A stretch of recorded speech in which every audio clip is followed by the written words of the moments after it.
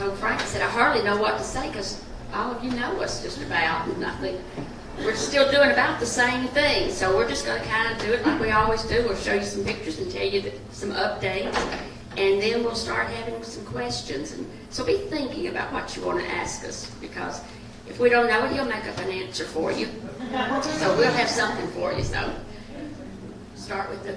we're going to start with some pictures. And, you know, we're now starting, very soon we'll be starting our 16th year in Israel, and that just seems absolutely impossible.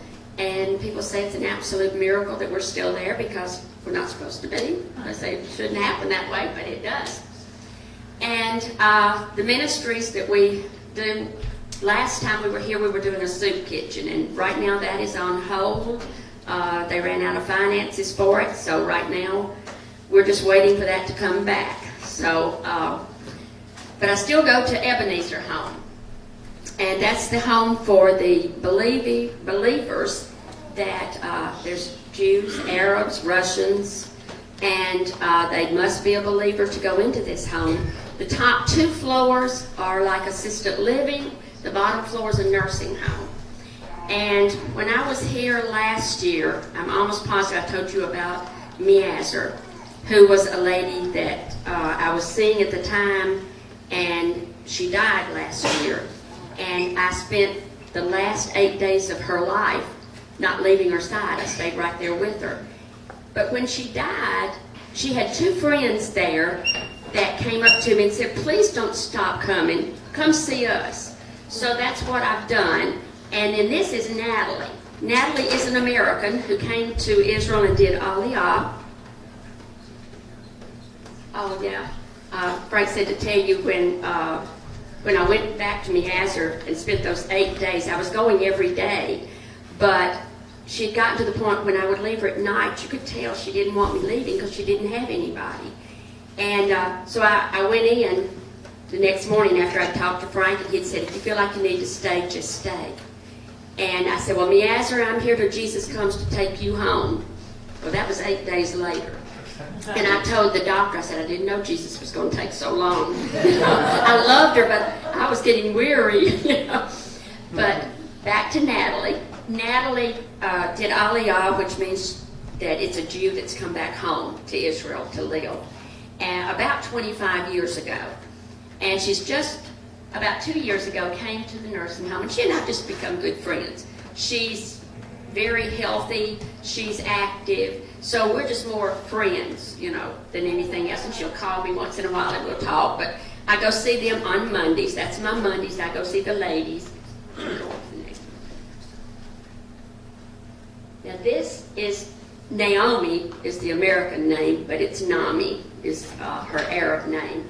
Nami, and if you'll show the next picture too. And this is Maggie, and her name is Magdalena, and she is also Arab. They're the 2 that asked me to just start coming and seeing them. And so I go see them on Mondays. Maggie, when I go there, she is the only person I've ever visited that never takes a nap there.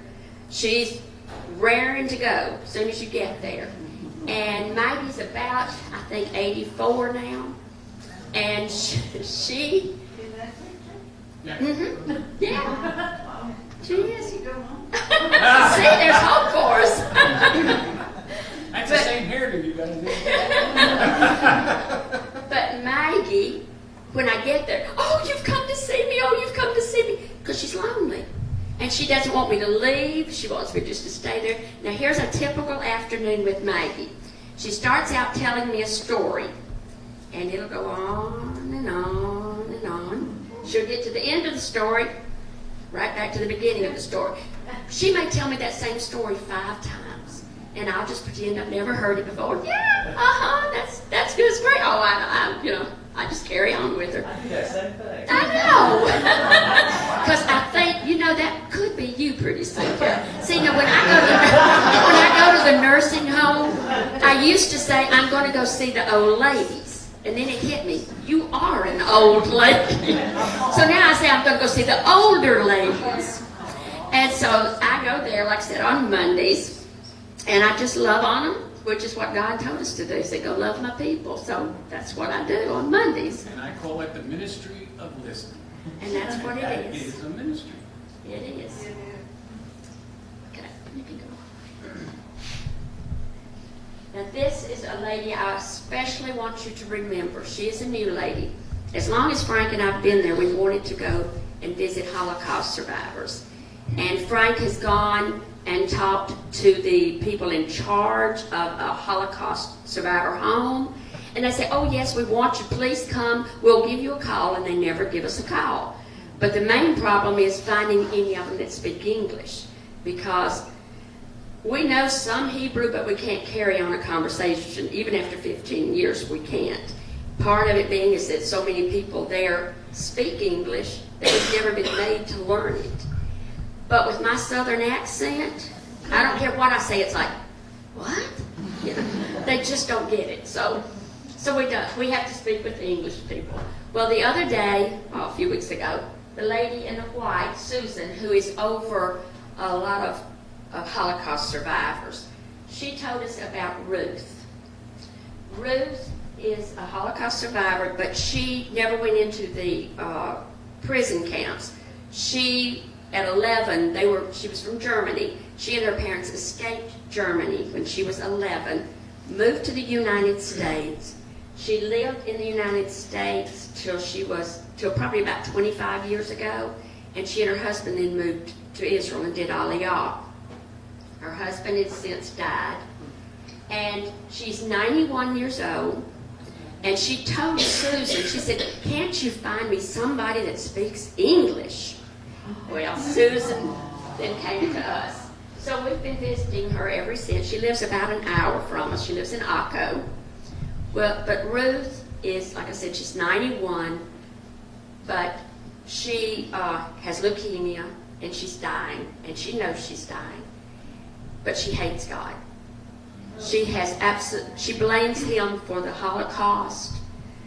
She has 3 children that live in America that have not spoken to her in 20 years. And my heart just breaks for her. Now, she hasn't told us any of that. We've heard it through Susan. But right before we left, one of the things they told us is do not talk to her about God. She will throw you out and won't allow you to come back. So we said, okay, we'll just love her. So we just went and we loved her, and we would take her, Frank would take her iced coffees because he found out they both loved iced coffees. And just anything she needed, if she'd call us, we'd pick it up for her. Yeah, we bought her the book by Corrie ten Boom, hoping she would read it. She said, that's not really my kind of book. But we left it there, and so we pray she did read it, or started to anyway. But the last time we were there, Frank and she somehow got to talking about their past. And Frank was telling her about being a drug addict and a drug dealer and a womanizer. And I mean, he was the baddest of the bad. And I always tell everybody that before I knew him. I didn't know him like that. I still can't believe he actually was those things. And so she said, well, Frank, what changed you? There it is. So there was the perfect opportunity to tell her about the Lord. And she listened to all of it. And the next day then she called me. And she was very upset with the nurses there. And they were being mean to her. And she imagines a lot of this stuff. I don't really think it's happening. But I said, well, Ruth, can I just pray for you? Yes, you can. And so I was able to pray with her. And then the next picture, one after this one, is I was kissing her bye. We were getting ready to leave to come to the States. The next day she fell and was put into the hospital, and then was put in the nursing home. Now, where she lives is a kibbutz, and it's not like your normal kibbutz. This one has like little, about the size of a trailer, but they're homes. So people that need help are there. So there's nurses there. There's a kitchen they can go to, a dining area. And so she was concerned. Well, they took her from the hospital then to the nursing home area of this. But the only thing she was concerned about is she had 2 cats. And she said, it's murder if they take my cats from me. And she was so concerned about her cats. So now that she's in the nursing home, Somebody takes her cats over every day for her to see. She gets to spend a little time with them. But I especially want you to pray for Ruth, that before she dies, she meets her Messiah. Because her time is very short now. She gets blood transfusions about every 2 weeks, and it's getting shorter and shorter the times that they have to give them to her. And Susan told me a couple of days ago that her mind is still very sharp, but that she's very, very weak now. So just remember Ruth, please. Okay.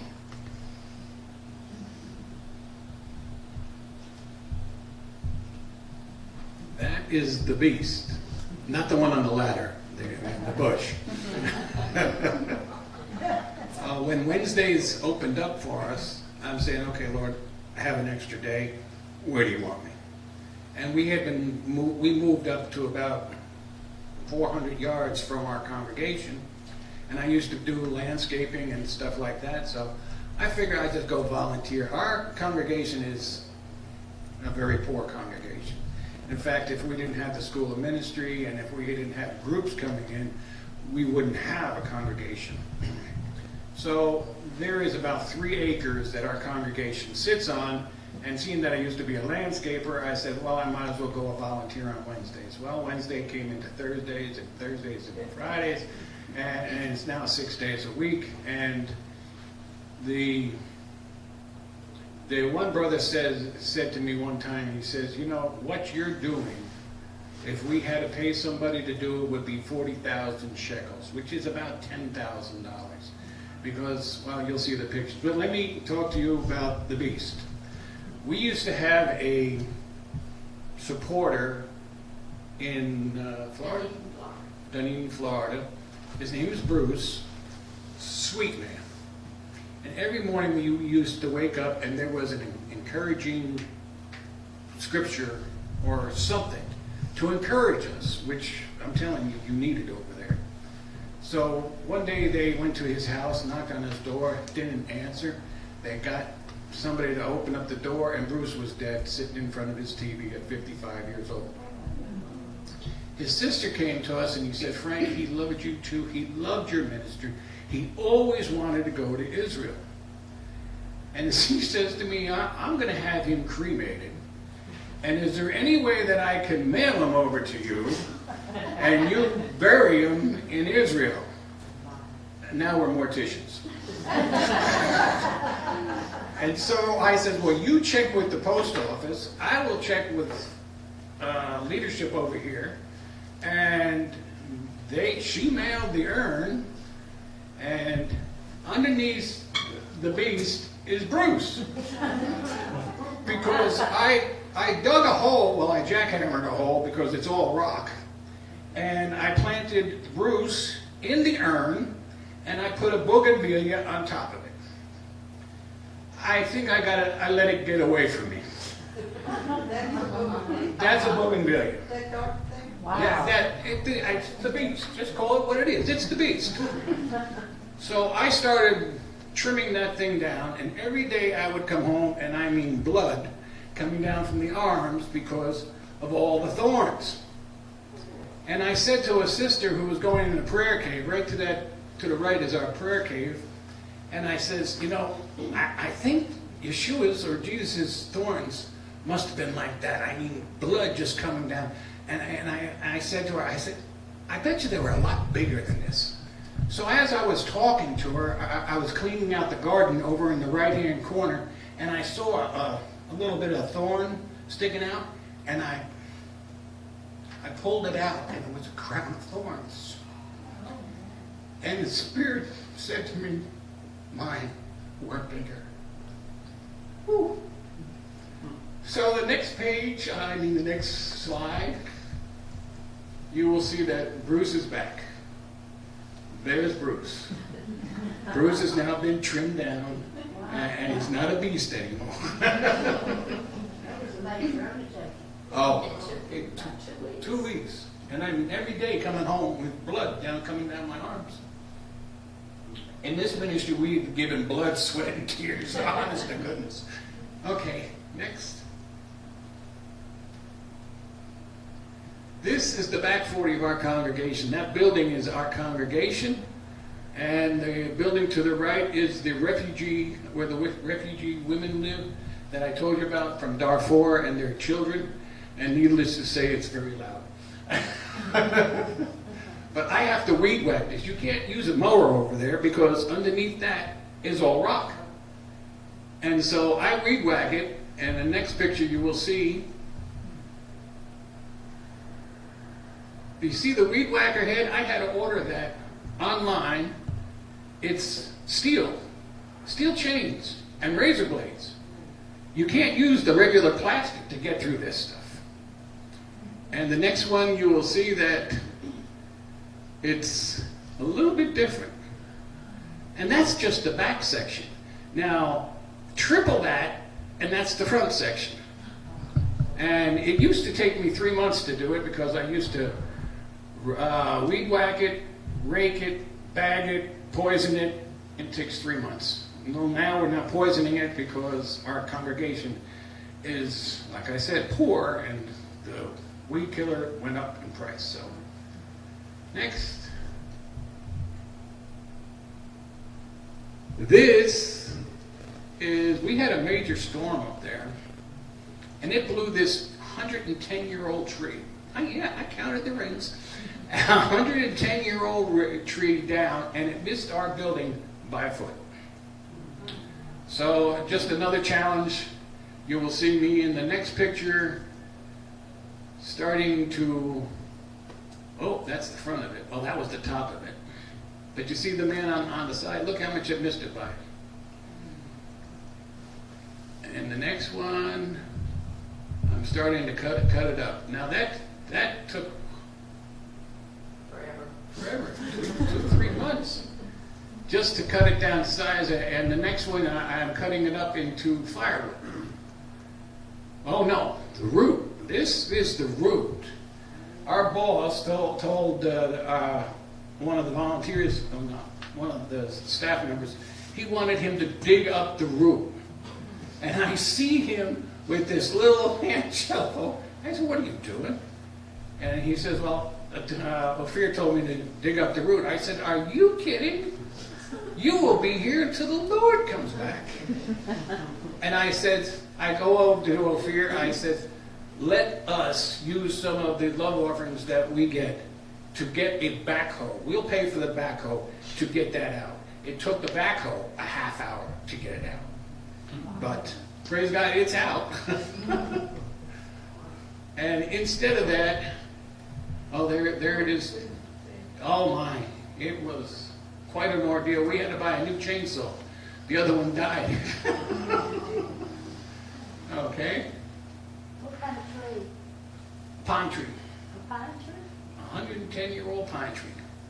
So that was the spot where it was, and our pastor, who founded this ministry, David Davis, passed away, so I made him a memorial garden.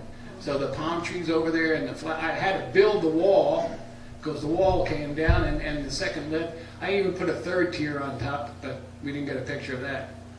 And the next picture, remember I said we had Sudanese children up there? Well, they love to come along, and I plant something, and a half hour later, whee, and it's pulled out. So now I have it chained off. I was thinking of putting landmines in razor, but no. You would like to have. And they start pulling it out, and I tell them to stop, and they just stand there in defiance because they don't have, where they come from, all they have is dirt.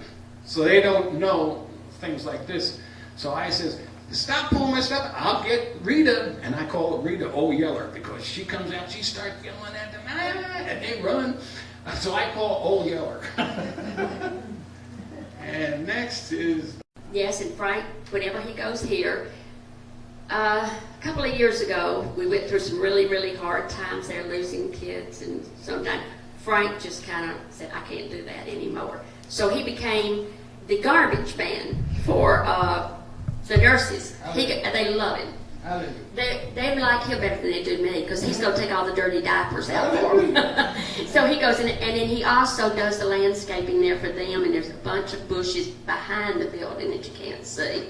So he does that while I'm up there playing with the children. Yeah. Yeah.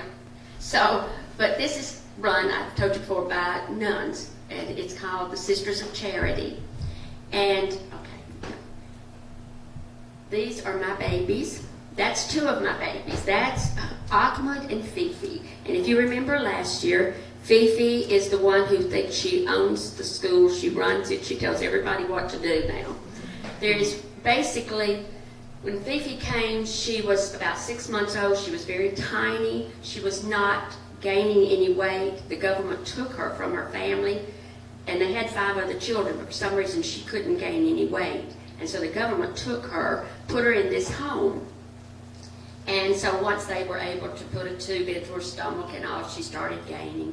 And there's nothing really wrong with Fifi now except that she's not learned how to control her bowels. She cannot do that. In her mouth. Her mouth, nobody will ever control. But she is now 7. But the physical therapist told me the other day that they had told him that she's going to reach a point where she's not going to grow anymore. And I didn't know that. I thought she was perfectly normal. But he said they had been told that she's going to reach a point and not grow anymore. And so I guess that's the reason they have still left her here. But she's my big helper.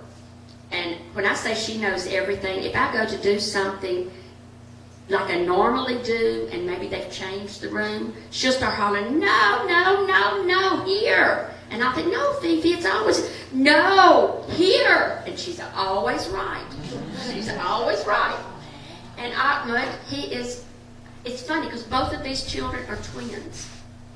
There are so many twins in the school that one of the twins is perfectly normal and then one is not. I cannot tell you how many twins I have found in that school that they're, have a twin. But that's 2 of my babies that I'm really very special What with. about Fifi and they come and talk to her? Don't say anything. Oh, yeah. Last year, the government came to check on Fifi, and they were going to see if they could send her back to her parents. And all the nurses and I said, don't say a word. Don't talk to them. Don't do anything. Don't do anything, and we'll give you a prize. She didn't open her mouth. It's the first time in my life I've ever seen her not open her mouth. But she got her prize. And so sometimes, instead of taking them to different classes, we'll just take them outside and they'll play and sing and, just to get them some fresh air out. And like I said, there's 60 kids, and there's some of them, though, that can never even get out of the bed. So we probably have about 35, I guess, that are always out that we take up in the afternoon. So the government didn't take Fifi. No, the government did not take Fifi. They did not. She didn't say There she is again. She's a mess. She goes to a regular school, and What is she? What's her nationality? she is Arab. Arab. Yeah. We can't pronounce her name, so we just No. call her Fifi. When she came there, I saw her name, and I said, what is that? And they said, we can't say it either, just call her Fifi. So that's what we call her. Okay. And this is one of our new children. His name is Hamoudi. We have a big Hamoudi that was always Frank's big buddy, and now we have a little Hamoudi. And he had just come, so I don't even know what is wrong with him. We have about 3 brand new ones right before I left. Okay. And there's the ham, as we call her. If there's a camera, she's going to be there to have her picture made. That's my Fifi. This little boy's name is O'Day. And I don't know if you remember a few years ago me telling you about Yair. He was the little boy that we wanted to adopt, and he died. This little boy reminds me so much of him because apparently he has the same thing. He is growing longer, but not gaining any weight, not getting any bigger. And without a miracle, he will pass away. And That's the good sense. Little girl. Yeah. Too. And then this little girl, she was totally normal. Her mother, sister, brother, and she were in a car accident. The mother and son were killed. And this little girl, Rima, was left brain dead, basically. And the only one that survived totally was the older girl. So, that's our little Rima. And this is Lemar. Now, Lemar's been there for years, even though she looks tiny. She's been there a long time. And she's very dangerous, really. I mean, she has taken my hair and pulled out, honestly, clumps of hair. Anybody that passes her, she's going to grab them. I truly believe the child's demon possessed. I have prayed over her and prayed over her. And she's dangerous to herself. She will bang her head. And I know I've learned now that if she starts doing it, if I take her into one of the nurses, they'll give her some medication and it'll help calm her down. But I really am concerned for her. But one day, her family came to visit her, and they brought the two older sisters that were, I guess, normal, and they were as wild as she is, though. I thought, well, no wonder she's so wild.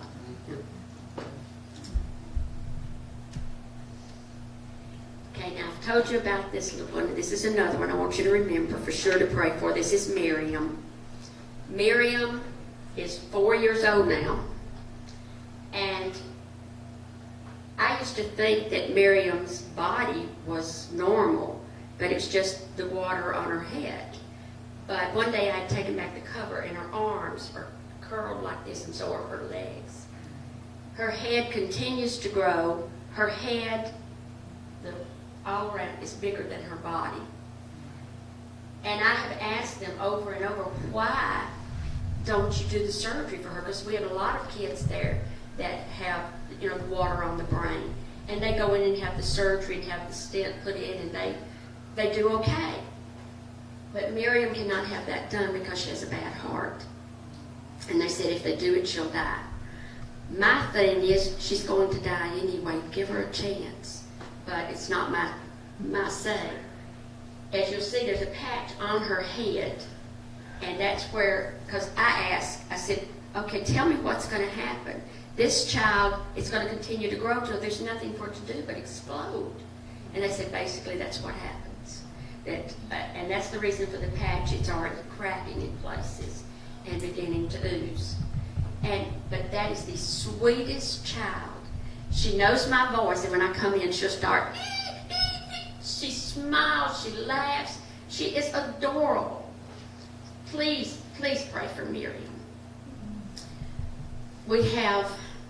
This year has been a very, very tough year because we lost 6 children there this year. And 2 of them I was very close to. Was not expecting it at all. Usually I'll know, they're ill. There's something wrong with all of them that are there. But I will know that something's wrong. They've been in the hospital or something.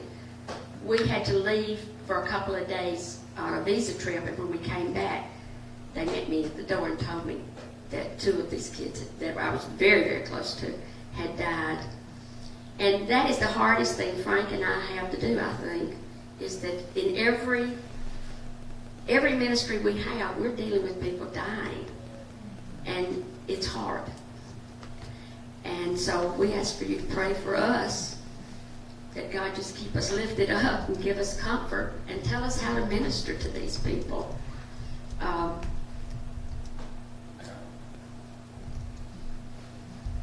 If you don't know, I used to be a major drug dealer, alcoholic, drug addict, womanizer, name it. I've probably been in. I've never been gay. That's the only thing I can't relate to. But I